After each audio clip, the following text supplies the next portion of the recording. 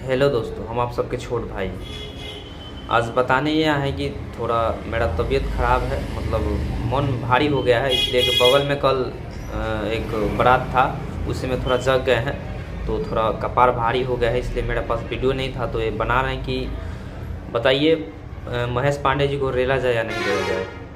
इसलिए कि पवन भैया को हमेशा वो टारगेट कर रहे हैं। एक आज उनका देखे हैं वीडियो अभी कुछ देर पहले, तो वो हमेशा मतलब टारगेट कर रहे हैं। तो हम सोच रहे हैं कि उनको रेलना ज़रूरी है, इसलिए उनको हम रेलेंगे। ऐसे महेश पांडे बबुआ सुधर जाना, तो अगला वीडियो पर रेलाई तार होकबे करी, ना होके वाला कोनो सवाल नहीं थे। ऐसे हम कहते नहीं तू सुधर जा। सबसे ज़्यादा जातिवाद तू फैला के रख ले बड़ा, ठीक बा ना? तो तारा के का बोले हम।